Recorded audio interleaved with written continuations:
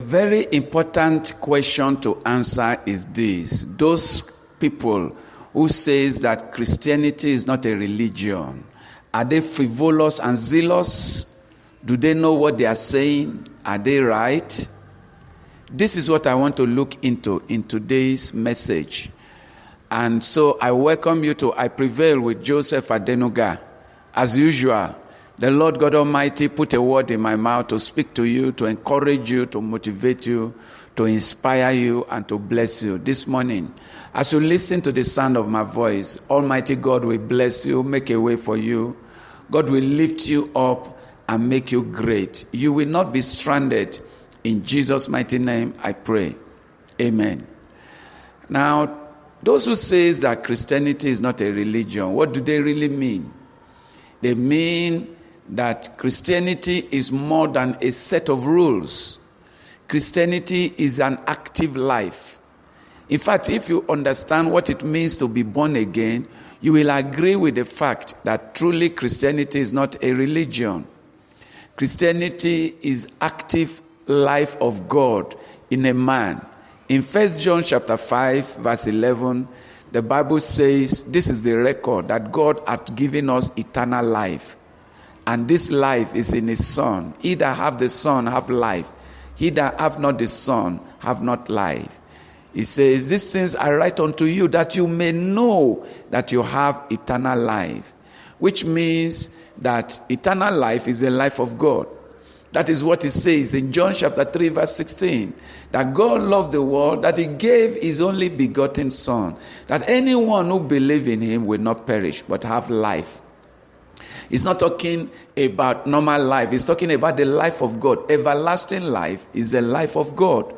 When we receive Jesus, we receive a new life. We receive not a new life of a man, but the new life of God. We receive a life we've never had. We are not ordinary people. You see, when we don't understand this, we will continue to be oppressed. When we don't know this, the devil will carpet us. When we don't know this, the devil will put us in a box. When we don't know this, the enemy will continue to oppress us. But the moment we understand and know that we have another life, which is not an ordinary human life, but which is the life of God, then the devil himself will flee and run away from us. He says, therefore, if any man be in Christ, he is new. Old is past.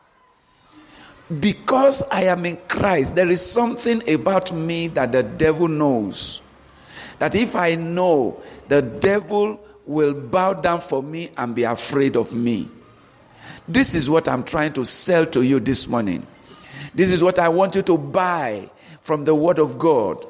The Word of God says you have the life of God. And if you have the life of God, then what do? You operate like God. You know, initially when God created man, the Bible says he was made in the image of God and in the likeness of God. Which means man was made to resemble God, to look like God. We are formed the way God is. If you want to see how God is, look at a man. There is no animal that exactly look like a man. No animal stand erect like man. See? So man is created in the image of God, to look like God. He said, and in his likeness. What does it mean that man is created in the likeness of God? It means man is created to operate like God. We are created to operate like God. God is a creative God. Man is a creative man. There is no animal in the forest that can be creative, because they were not given to be creative.